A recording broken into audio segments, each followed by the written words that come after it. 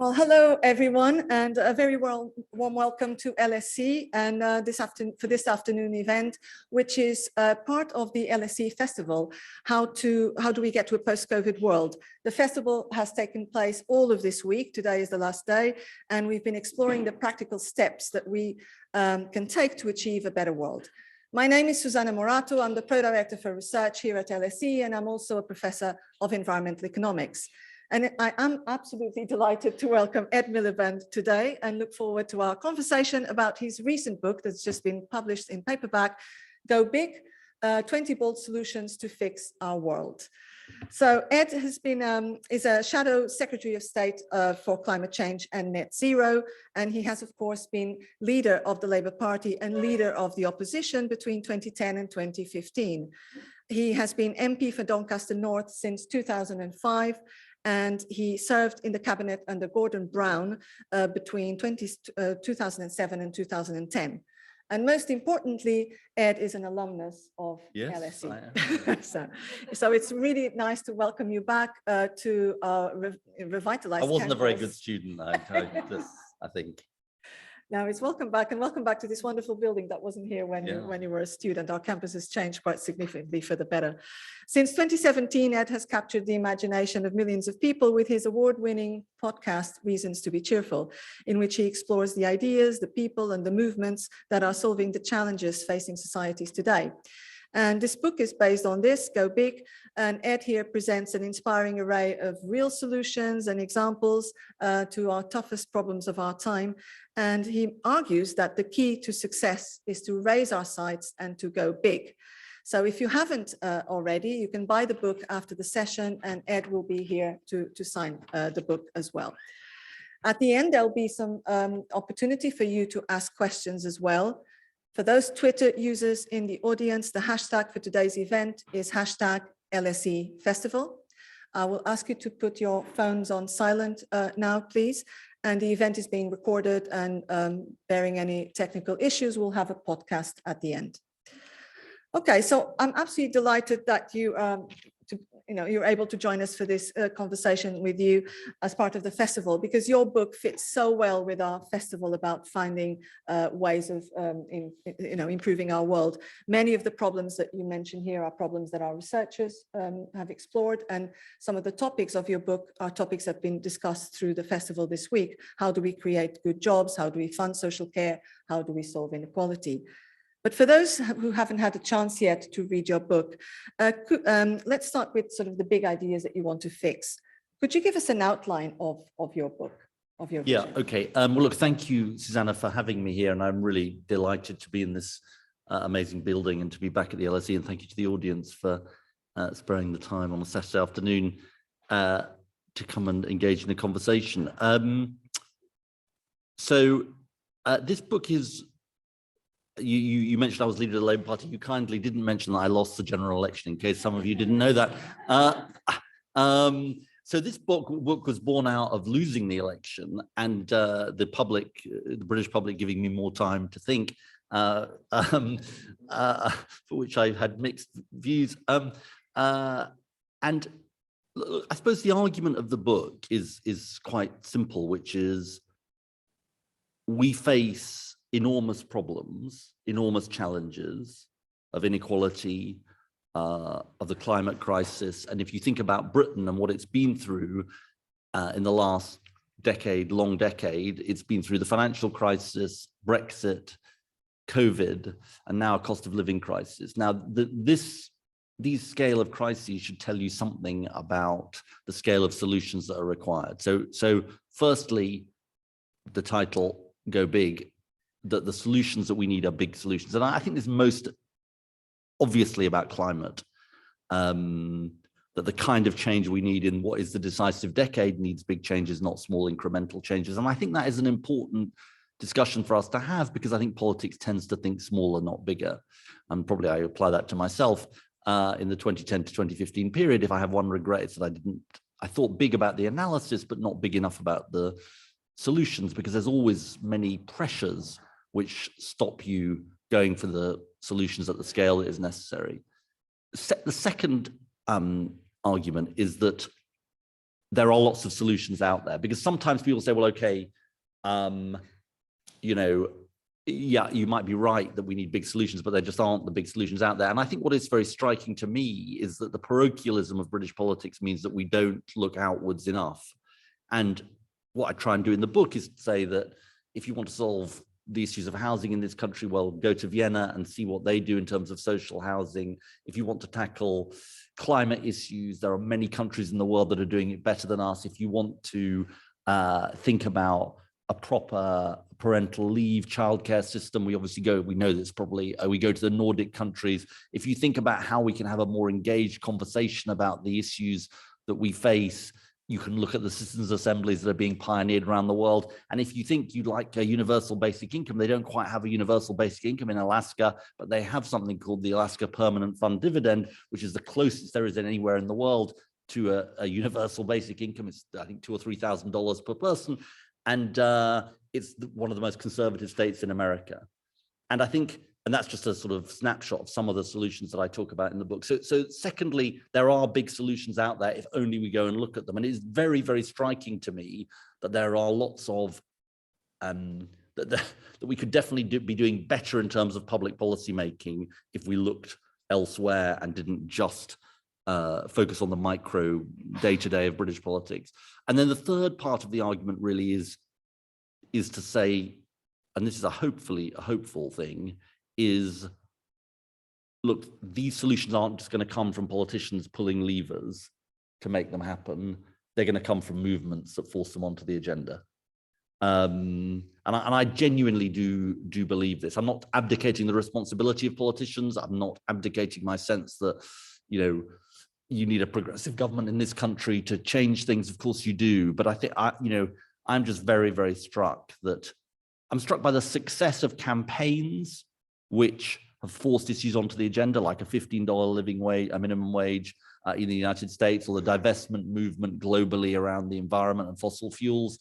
And I'm also struck that, you know, politics looks impervious to change, but actually it is more susceptible to popular pressure than it might appear. So that's the sort of overall argument, and then we can talk about maybe some of the elements of the different areas. Thank you, Ed. So, I mean, you have these 20 bold solutions, and there's some fantastic ideas there, but of course that's a lot of ideas and a lot of solutions, and there will be trade-offs between them. And normally in management, we try to keep to 3 to 5 things to I failed that management task, like most politicians who are terrible managers in my experience. So, I mean, if I would ask you, what are your 3 top ideas, or your priority ideas, your favorite ideas? I mean, I'm hesitant to say this is like choosing between my 20 children, because that's a sort of, sounds like Boris Johnson. What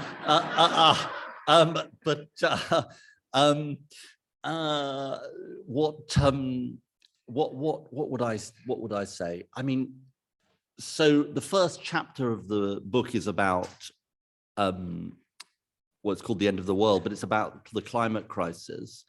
And so the first thing I would say is, we need, and I want to, the reason I'm in frontline politics is because I want to be the Secretary of State who puts in place a Green New Deal. Now, this phrase Green New Deal is used a lot. So what do I mean by that? Fundamentally, for me, it is about saying, in rising to the climate crisis, we can, of course, make our contribution to stopping the existential breakdown of climate change, but also, we can make for a more just country. And that is everything from insulating people's homes and changing the way we heat our homes to tackle fuel poverty. It is about using our land and people having access to green spaces. It is about finally having a decent public transport system in our country. I was saying to Susana earlier, sorry, it's a slight tangent. I ended up on the last train back from Doncaster last night, and believe it or not, it seemed like it was just me and the governor of the Bank of England on this train. We just happened to meet on the platform, about an hour in, and this was at midnight, they suddenly said the track got warped because the weather was too warm. So I nearly didn't make it here. So a decent public transport system, decent jobs with good wages. So firstly, a Green New Deal. Secondly, we have a 30, 40-year housing crisis in this country, and governments of all colors have tried all the solutions but the most obvious one, that's been staring them in the face, which is to build social housing at scale. And, you know, I was on the Shelter Social Housing Commission while I was a backbencher with Saeed Avasi, who'd been chair of the Conservative Party and who'd been issuing press releases day in, day out, attacking me as Red Ed. And we agreed on this. I mean, in other words, so from different ideological perspectives, we both came to the view, look, we just got to invest at scale in housing. So secondly, I would say housing. And then thirdly, I mean, this is hard to choose, but thirdly, I would say this whole issue of the nexus of parental leave, childcare, work-life balance. I think we are miles behind so many other countries. And this is an area where the solution is staring us in the face, in my view. You know, why would you not invest in a universal childcare system? It's good for employment. It's good for children. It's the best investment you can make in terms of children's life chances. It's probably the best. You know, we talk about roads and bridges, but it's a much better investment than investing in roads and bridges in terms of your country and your country's success.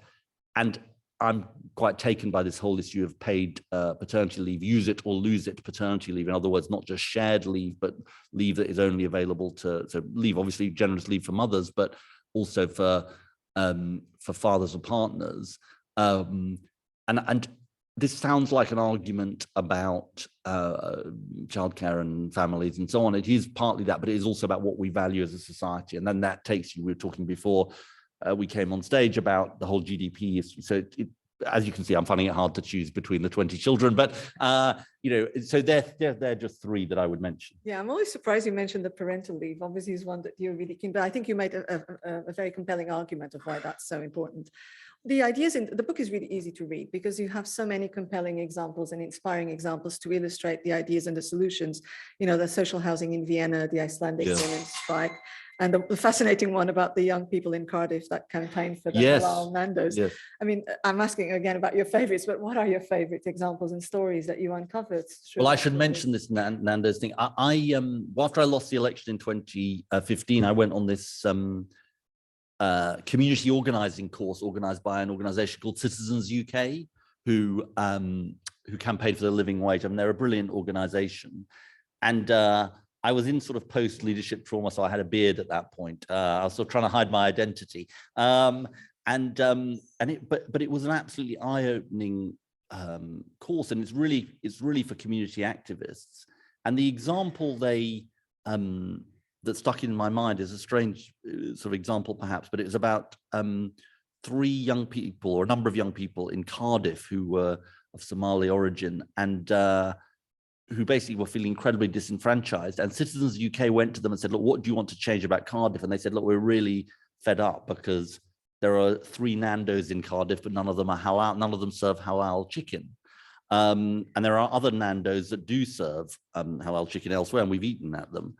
And on the face of it, these young people were incredibly powerless to do anything about this. Anyway, I'll cut a very long story short, but you know, they ended up winning their campaign, including because the Bishop of Cardiff threatened to dress up as a chicken in order to force the people at Nando's to respond.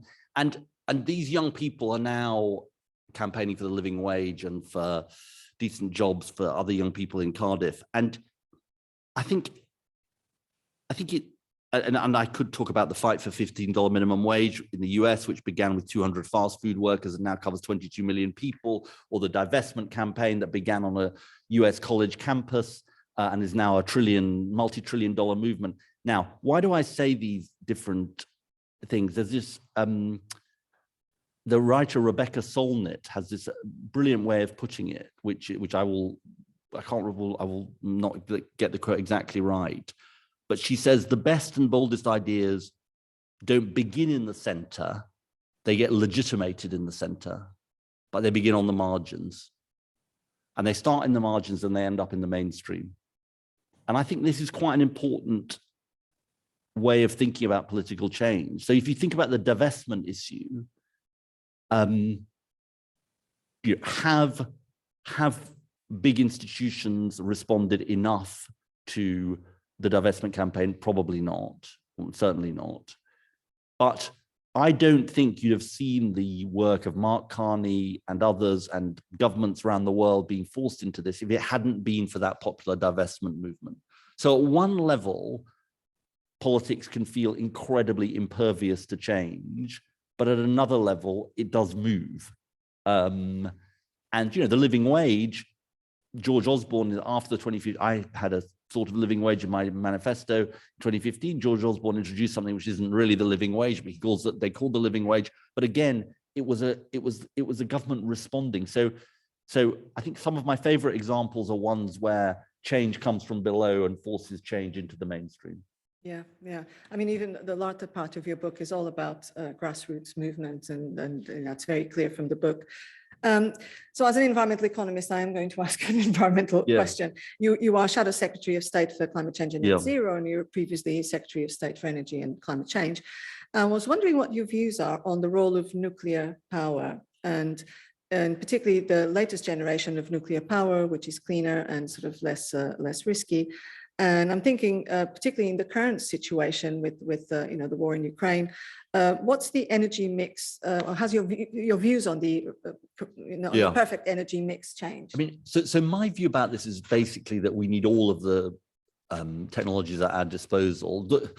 I partly rely, or I largely rely, on the evidence of the Climate Change Committee, which is the committee that I set up in 2008 with the Climate Change Act, which is the body that advises government on how it should get to net zero. And they say nuclear power has a supporting role. I think they say 3 new nuclear, but they do say 3 new nuclear stations. But the largest part of our energy system will be around renewables. And you know I think I think we are at a pivotal moment. Obviously, we're at a pivotal moment in terms of the action the world takes on climate, but we're also at a pivotal moment in terms of how do we respond to the war and what has happened in terms of energy prices, and all of the logic, certainly in our country, and I think elsewhere actually, says it should persuade us to double down on green solutions, not back away from them. And I actually think that the fossil fuel lobby has got more of a problem now, because how do you explain why you should say, well, let's stick with gas, which is 4 times the price of onshore wind or solar, when all of the sort of energy security, cost of living, and climate logic points to absolutely going on what I call a green energy sprint. And I think this is, so it's really, really important that we learn the right lessons from this crisis. And now there is an issue about the way our system works and the fact that the electricity price is currently linked to the gas price, so you don't get the full benefit of this. But nevertheless, it's obvious to me that so you should be looking at tidal power and green hydrogen and all of these as solutions, because we have not a moment to waste. And the other interesting thing about this is that whatsoever we are exposed to fossil fuels, even if they're our own fossil fuels from the North Sea, we are absolutely, in an integrated market, as you will know better than me, we are absolutely subject to the ups and downs of the fossil fuel price, the global fossil fuel price, and the actions of petrostates and dictators and so on. So the safest, cheapest green option is to go green. Couldn't agree more. Couldn't agree more. I mean, this is all very optimistic, and your book has been described as a rare beacon of positivity in these challenging times, and the times are indeed challenging. You know, divided electorates and the deep inequality, Brexit, etc. But it's become even worse since the book came out. So now we have the war, we have the cost of living crisis, the treatment of refugees. Are you still optimistic? I'd say the times are testing for optimists. Look, I think that there are. I think some of the convulsions that we're seeing are that basically there was a settlement which was the sort of 1979 to 2008 settlement. Marked here by the election of Thatcher and then the financial crisis. And really different parties are groping around for what does the new settlement look like. I actually think, I'm not going to say something nice about Boris Johnson, which would be very surprising, but I am going to say this, which is I'm very struck that he's a different opponent from Cameron, who opposed me for 5 years. David Cameron's argument was that I was just wrong about inequality and all of the problems that beset our society, and things were going pretty well. And if you think about the Remain campaign, which David Cameron and George Osborne led, that was basically saying to people, things are really good, don't screw it up now. And 52% of people said, well, sorry, we don't agree, so we're going to vote leave. Now, Johnson's argument is different. Johnson's argument is, actually, we do have massive problems as a country. Now, of course, Johnson's a complete opportunist, but it's nevertheless interesting that he's saying this. We do have massive problems, and I'm the guy to level up the country. I think it's interesting that the way conservatism is responding to this moment. Now, how does that fit into this optimism question? Because I think that the field of political play, if you like, is different than it was in the 80s. In the 80s, the left and Social Democrats were simply playing on the conservative field, I think. And conservatism felt on the march. Now, there is a particular brand of conservatism, very scary conservatism, which is on the march, authoritarian, populist, right-wing conservatism. But I think on economics and society, I think conservatism is in some sense ideologically on the back foot. And if you look at the way in which the government is all over the place, they didn't want a windfall tax for 5 months on the energy companies, and then they did one. It's a group of people who aren't very ideologically confident. And now, why is that important? Because I think that if the left gets its offer right, and obviously that turns out to be hard. If I got it right, I would be prime minister. Then I think big positive change is possible. But I'm sort of sober about this. I mean, I don't. It's not, it's incredibly difficult for all kinds of reasons. Yeah, I mean, and in the introduction of the book, you say that you hope that politics can rise to these big challenges that we face. But you also say that the problems are broad and deep, and turning things around will take at least a generation. So, I mean, how is this compatible with the short-termism and opportunism of political leaders and the election cycles? I think it's very difficult. I think it's particularly difficult on climate. Because on climate is the ultimate. I mean, the climate crisis is here and it is now, but it is the ultimate long-term challenge to politics, because the decisions we make now will have their biggest impact, at least as far as avoiding climate breakdown, in a generation, 2 generations time. But I think this is what's interesting, is that if you combine it with a sense, I say you've got to combine the interests of those who are worried about the end of the world with those who are worried about the end of the week, getting to the end of the week in terms of the cost of living. If you can do both together, then you bring, my case on climate is, if we change the way we heat our homes, use our land, travel around, we're going to create better lives for people.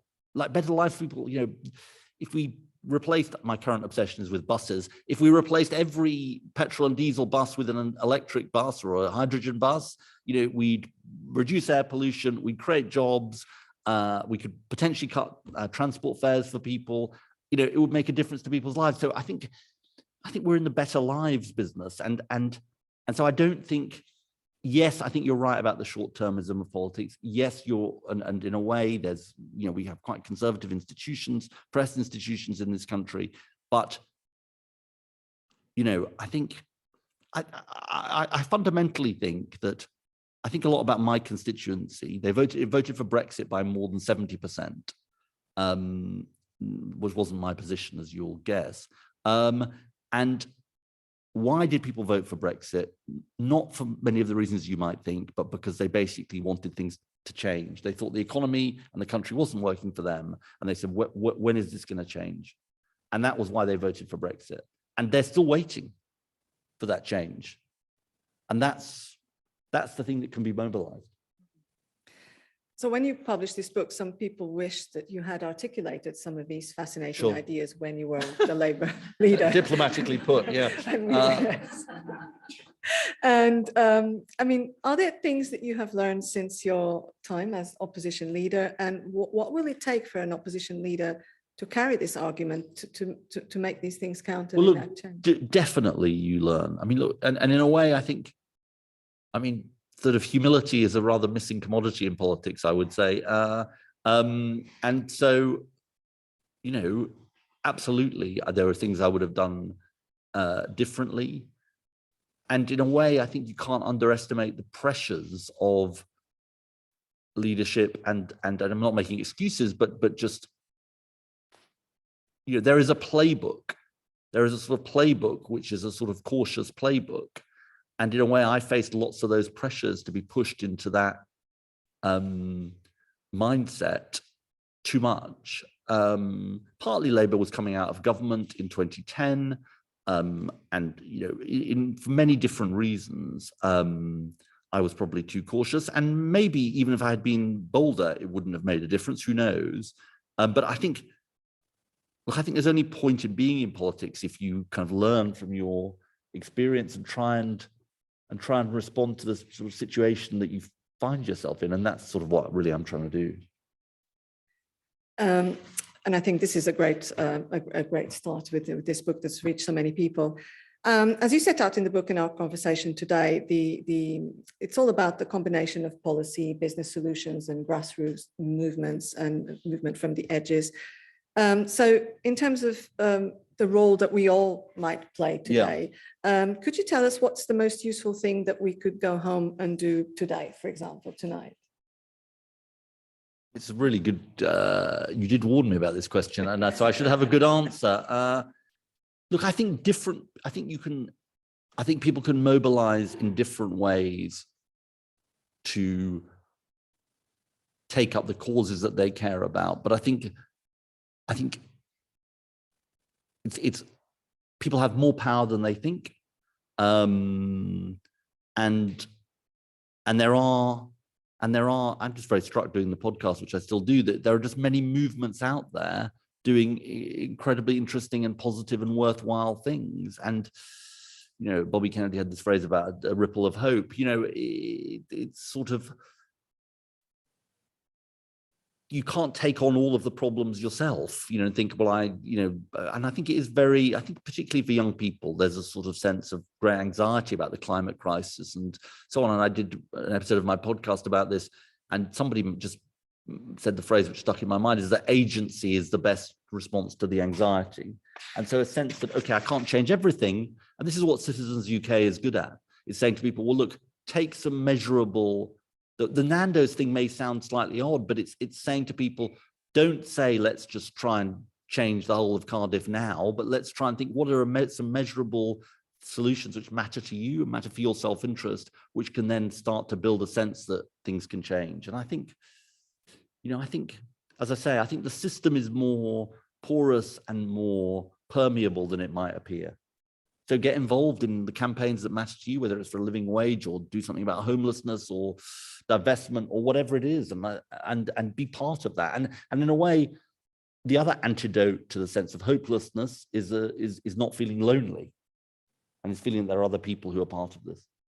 Yeah, I mean, we do a lot of that at LSE. We have, I was just saying, 23,000 founders of LSE alumni that go out and fund their own companies, and a fantastic voluntary activity and sort of groups here at LSE. So certainly people do get involved in the things that matter to them. So thank you very much. We've reached the halfway point, and now I'll open the floor to questions from the audience. So if you want to ask a question, please raise your hand and wait until and I'll select groups of 3 questions, and please wait until the roving microphones get to you. And if you could tell us your name and affiliation when you ask a question, that'd be great. So, okay, so 3 questions. I see a gentleman at the back there with the glasses first, yeah.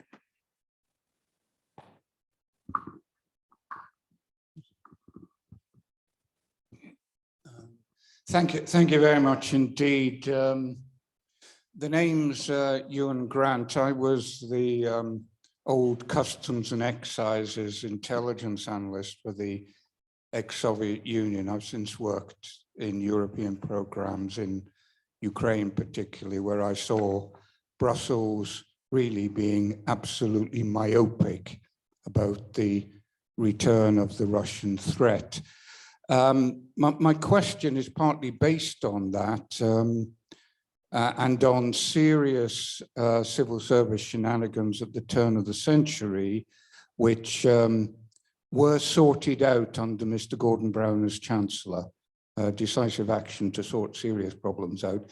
How do you find politicians and senior civil servants working separately or more likely together? What do you look for to have confidence that lessons will be learned and problems mitigated? And conversely, where do you see the alarm bells? You think, hey, we've got a real problem here. What on earth are we going to do about that? Some are good at it, others aren't. Be interested in your views. Thanks a lot. Thank Good you. question. I'll take another question. There's a woman here in the middle with, yeah. Yeah, thank you, David. My name is Reem Turkmani. I'm from LSE Ideas. So, David, I came here today with 4 A-level students. One of them is my son, and they're all aspiring to study at LSE, and they're wondering what do they have to do, students their age, to respond to the big questions that you asked. They're worried about global warming, environmental issues, all of that. So what university choices, career choices they have to make, at this point where they can really make real change forward? And I'll take a final question from this side, the gentleman at the front. Yeah. Hi there. Thank you, first of all, for the introduction and the questions. And my name is Gidon. I'm an alumni of LSE for Government and Economics. My question's on leadership. What do you do now, if I may ask? I work in the space industry as a project manager. Well, so on leadership. not for Elon. Not for Elon, no. Maybe we'll build our own SpaceX in the UK. Yeah. But what are the characteristics and styles of leadership, not just in government, but in business and in the non-profit sector, that are required to achieve the goals that you've laid out? And you've have a lot of experience in leadership. Do you have any practical tips for all of us today? Thank you very much. Some great questions. Yeah. Wow, good questions. Let me deal with them in order. So on the first question, I think this is about civil service and political leadership. And it also relates a little bit to the last question, but it's slightly different. Just on the first question, I mean, my experience is that generally the wish of politicians to blame civil servants when things go wrong is basically a lot of buck passing. And my general view about the civil service is that, they will respond to political leadership. I think it was very, very clear to me when I worked in the Treasury, there was a sense in the building about what Gordon Brown really wanted and what the sort of character of his Treasury was. And it definitely had an influence. Now, that isn't to say that the ways in which the civil service could be better in terms of, I think sort of the tasks of delivery is something the civil service isn't necessarily brilliant always at doing. But so I think that, and what do I look for in civil servants' imagination, and I think there probably is still something about an anti-risk culture, which is partly driven by sort of the media, and in politicians, a willingness to listen. I mean, there's something about power. There's been some brain research on this, but I think, it can make you very arrogant, power, and you sort of think you know it all. And you can't listen, and it's not just civil servants, it's to people as well, but it's the ability to listen and think, well, okay, this person is sort of telling me something, this person actually knows something about this subject, and I should listen to them. So I suppose that would be the two qualities. What's the things I worry about? I think I'm right in saying that the Michael Lewis book is called The Fifth Risk, and it's the fifth risk is the sort of is the kind of unknowable risk. I mean, I tell you, I think it's the things that kind of remain hidden until crisis hits are the things that you worry about. Now, obviously, that may be stating the obvious, but I'll give you an example. This country is uniquely, or not uniquely, but this country is doing incredibly badly at planning the process of adapting to climate change, not tackling climate change, but adapting. The warped track last night, I happened to be talking to somebody who's an outside expert, works for a government body, I won't name which one, a couple of weeks ago, and he was saying to me, look, where is the work to deal with, for our infrastructure, to deal with extreme heat? And people basically think to themselves, well, you know, that's not a problem now. And then no doubt this will become a problem over the next few years. And everybody will say, well, why wasn't work done? Because our country is unable to cope with these. So I think it's those kind of, that's one risk that I would name. Reem, thank you for your question. You called me David, which I consider a compliment. My mum does that too. I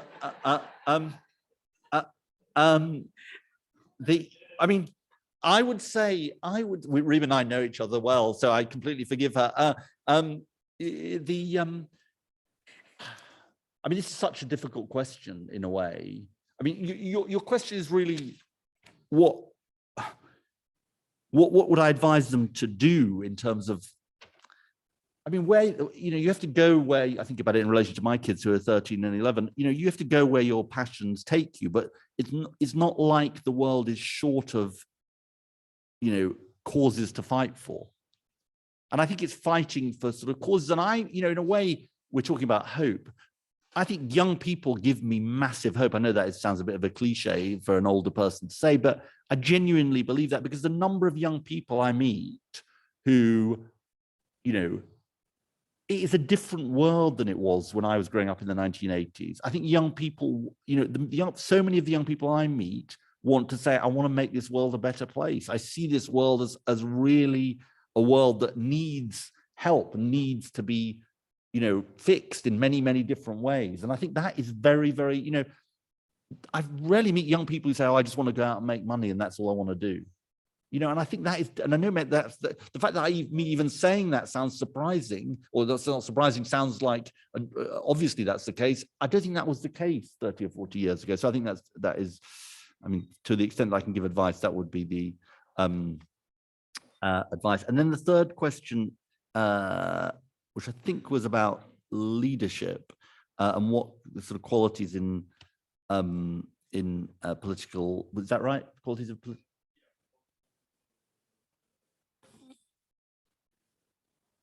I mean, I'd say two things I think in answer to your question. One, what do you learn? Follow your instincts.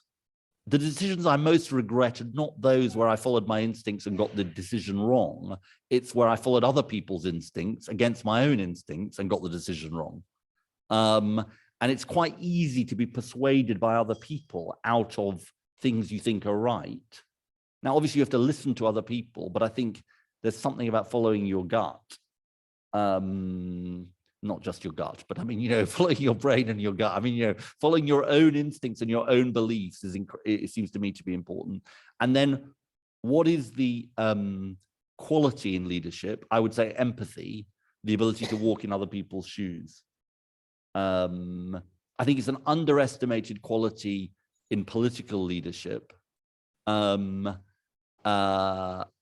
And, you know, many of the business leaders I meet who are the most inspiring, you know, do have that ability. I'll actually tell you an example. I'm sure he won't mind me saying it. You know, lots of people know Andrew Bailey from being the governor of the Bank of England.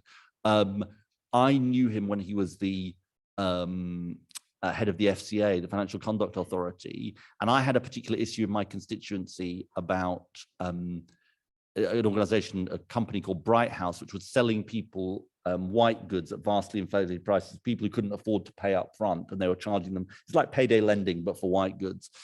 And Andrew came up to my constituency because I talked to the FCA about this and was, you know, showed incredible empathy with the people who had like got into terrible debt, and then changed the policy actually of the FCA a few months later. And I remember him saying, please thank this woman, Angela in particular, who he'd met.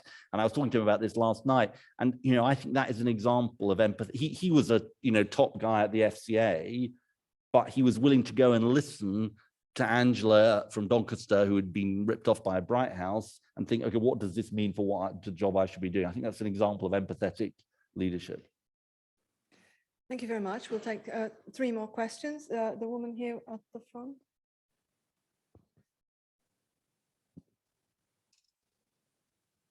Hi, I'm Kate Susana. I'm from the Institute of Development Studies, so it's nice to be Hi. here at LSE. You talk about in order to address climate breakdown, clean and green is the safest option, but the implication of that is the mineral mining that will then need to be increased, some project by up to 500% in order to meet those. Those producing countries are in low income, quite far removed geographically. So 2 questions, you can choose which one to answer. What can we do here in the UK in terms of policy or public campaigning about problems that are actually quite geographically far removed from us? Or what do you do about big solutions and unintended consequences? Do you actually wait and take the time to address and think about it from a system level, which risks incremental improvements? Or do you just get on with it and trust that you can then solve those problems? Can I be cheeky here, Kate? What is your answer to the to the substantive question that you raise about minerals and mining and so on? It's rare earth metals, basically, isn't it? Copper, lithium, bauxite. Yeah. There's a huge lack of awareness and interest and understanding about the implication of the move to climate targets. And there's very little global regulation on responsible practices. So that's a big miss. Okay, I've got one answer, which probably isn't a very good answer, but I'll try after. Okay, another question. The man with the glasses over there. Yeah.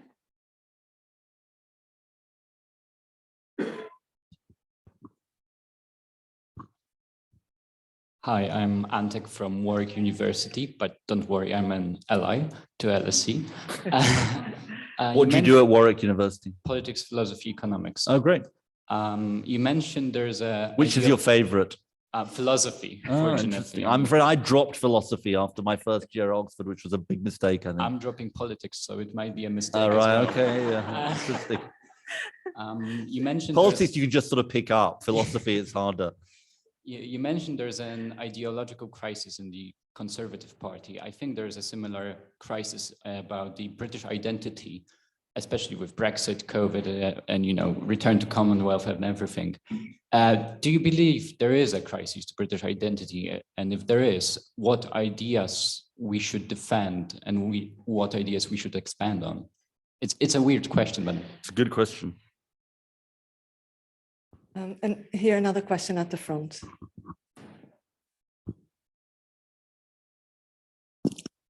Yes, thank you. I am Gabor Holzer. I am a student at LSE and the president of the Hungarian Society, but actually my question is quite related to British young people. What's your first name? Gabor. Gabor, nice to meet you. Yeah, so my question is about, you mentioned a lot of issues, climate change, housing, cost of living. And I think a frame of this that is quite missing from British politics as of now is how this impacts young people in particular and intergenerational inequalities. And I'm just wondering about how maybe Labour can integrate this better into politics and raise awareness. Yeah, these are hard questions. Okay. I mean, Kate, I am aware of this issue, and when I go around talking to people, I was at a green hydrogen factory a few weeks ago, and I was sort of raising this this issue. I mean, am I wrong to think that part of the answer to this is that these materials, these rare earth materials that are produced, need to be recycled? I mean, partly it's about whether you use these up and then chuck them away, or is that just only a partial answer? Maybe someone can get a microphone back. No. Understood.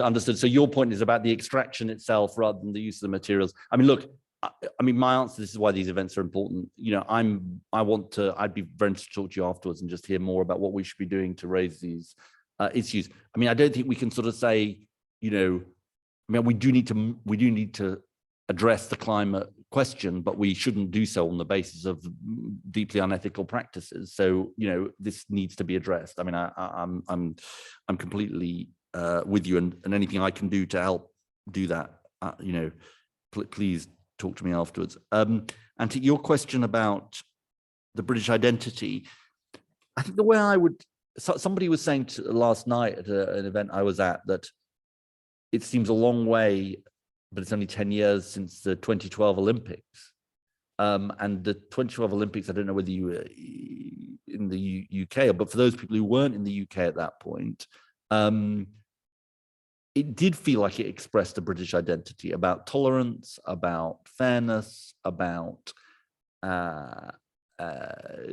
sort of public services. It was Danny Boyle. I mean, I'm talking mainly about Danny Boyle's opening ceremony. But I think the combination, well, Brexit in particular, in a way forces something which perhaps we've avoided, which is to have the debate about what kind of country we want to be and what we want to be known for. And I think there is to claim a particular national identity, I always think is quite hard to do and say, you know, we have this identity, but other countries don't. But I think there are some values that I think are important around fairness, around compassion, around tolerance, which I think are values we should be celebrating and upholding. But I think having that debate is something the left finds quite hard, but I think it's important. Gabor, your question about British young people, I mean, the answer is definitely yes, that you're right about this, that, and I do say this in the book, that, you know, it's particularly true with climate, but it's not just about climate, that, you know, older generations have been sort of partying at the kind of high carbon world, and young people are going to be left to clear up this mess. And, you know, that's even before you get to everything from tuition fees to housing to all of those other issues.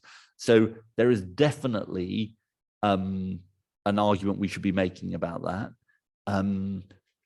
And I wouldn't say but we need to find a way of uniting that with older people. I actually think lots of older people do worry about the country we leave to young people. I don't think older people are just thinking, oh, well, it's only about me. But I think bringing that to the surface is really important. Thank you so much. We have time for 3 more questions. I think the woman over there with the white T-shirt with the,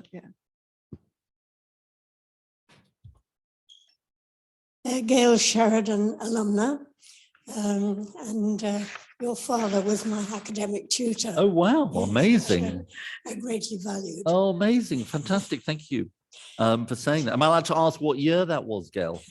I hate to say it, but I graduated in 1965. Wow, amazing. Yeah. What was this, you were doing politics? Government, yeah. Wow. Anyway, my question is this. Your ideas, or most of them, are predicated on the existence of liberal democracy, which has in recent times come under considerable challenges.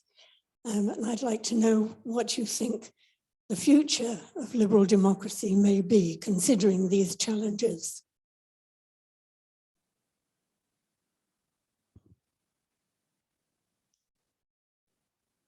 Oh, sorry. So the gentleman with the, with the T-shirt, with the stripy T-shirt. Thank you. I'm Chris. I'm a teacher in London.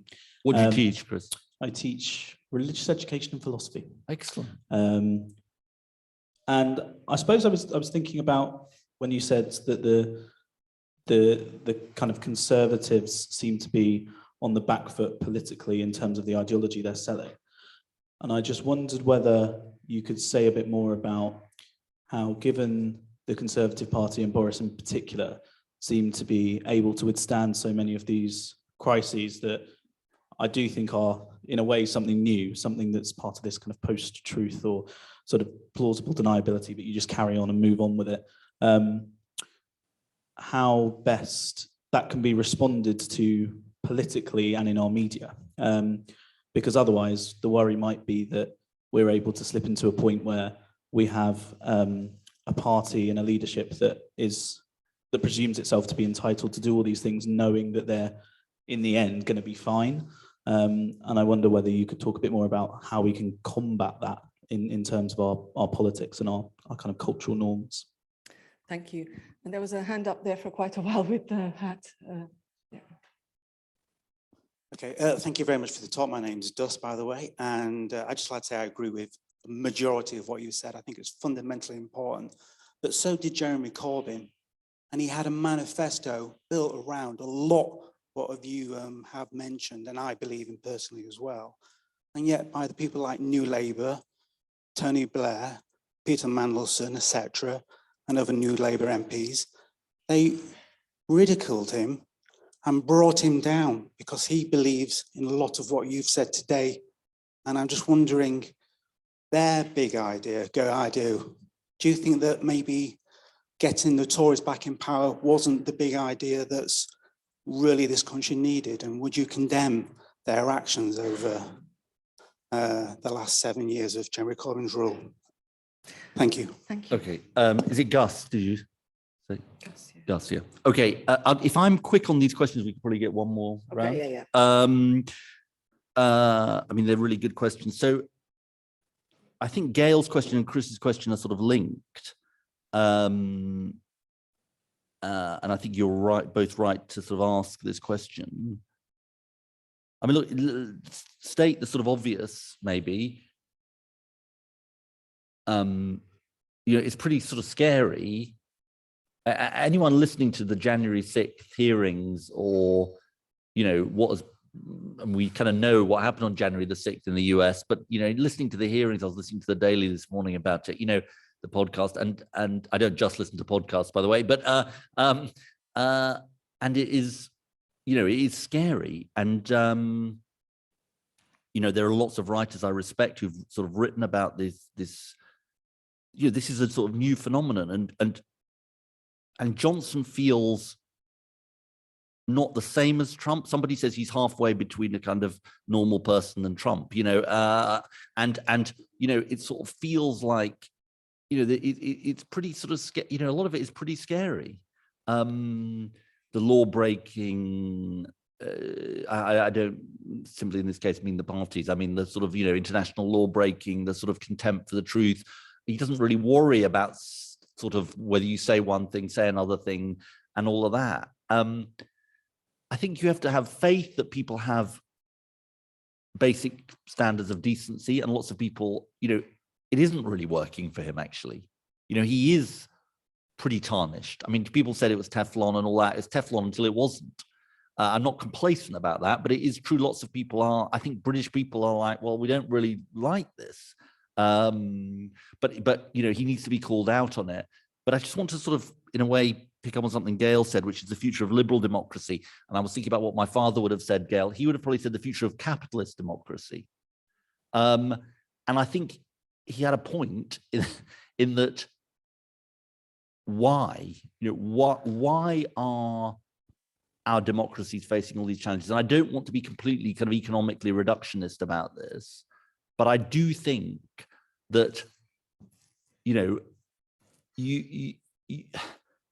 a capitalist system which is run with the kind of inequalities of wealth and power and income that we have is a very unstable system. I genuinely think that, I mean, that's not the only reason, but I think it is a significant contributory factor to the instabilities. And so the root of this is, yes, upholding truth and democracy and all of those things are incredibly important, but it's also tackling these underlying factors, which I think are the sort of toxic soil in which kind of these things grow. Because it is, you know, Trump, Johnson, I know less about Orban and others, you know, they feed on this sense of economic dislocation and this sense of, you know, this country's not working for me. I mean, it's certainly true of Brexit, and it's certainly true of Trump. Gus, there's a sort of long discussion about your question. Look, what I would say is that I, as a former leader, was quite careful in relation to Jeremy Corbyn because I'm sort of sympathetic to anyone who's doing that job, to be supportive of him. You know, I think the disagreement I have with you is, I don't think you can just simply say it's all the fault of people on the inside of the Labour Party that he lost the election, because I think there's a whole range of reasons he lost the election. And so, you know, I understand the point you're making about sort of loyalty to leadership and so on, but I think the reasons for his defeat, and I was part of a commission looking at this in 2019, go somewhat deeper than you imply.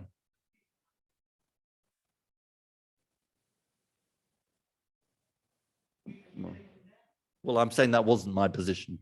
Okay, do you want three more? Yeah, sure. Okay, 3 more questions. The woman there with the white shirt.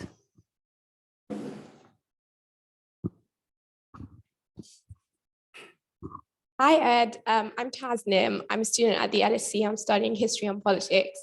So I recently, for one of my modules, I had the great chance in interviewing some councillors, local councillors, in what they could do to tackle the climate change. One councillor from Surrey, he had quite a lot of grievances about the top-down approach. You know, he said we need to more empower local communities and local councillors who know the communities best. I also come from one of the most poorest boroughs in London, and we also had the lowest turnouts in the local council elections.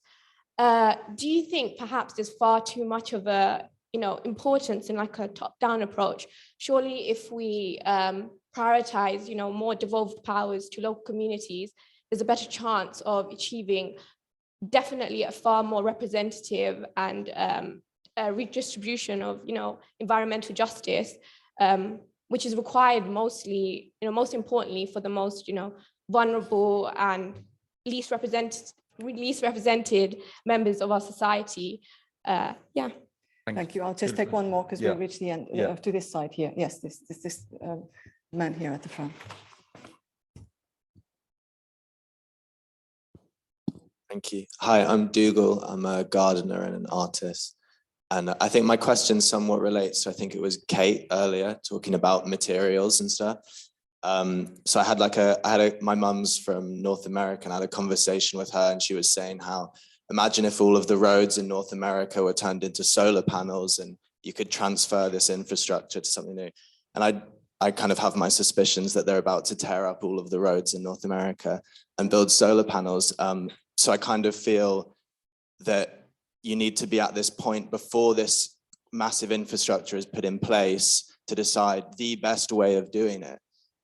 And I kind of was thinking about, there seems to be a somewhat consensus that we need some new mode of transport rather than petrol powered cars. And I'm just kind of thinking at this point of somewhat consensus that that's the case, surely we should be thinking about what the ultimate solution is rather than just being like, okay, well, we'll just make them all electric. And I think I heard somewhere there's not enough metal in the crust of the earth for everyone in China to have an electric car. Yeah. So how do you feel about this kind of, I don't know, rather than jumping into one step of a better solution, kind of pausing and thinking about a more grandiose solution of public transport, but relating to all sorts of things of just like how we're living in general, rather than trying to kind of minimize these things in ways that don't seem possible. Good question. Good question to end on, I think. So Tasni, your question, the answer is yes, you need top down and bottom up. England, well, the United Kingdom, but England in particular, is probably the most centralized nation in Europe. Sadiq Khan wanted to have higher energy efficiency standards for homes in London, but he couldn't.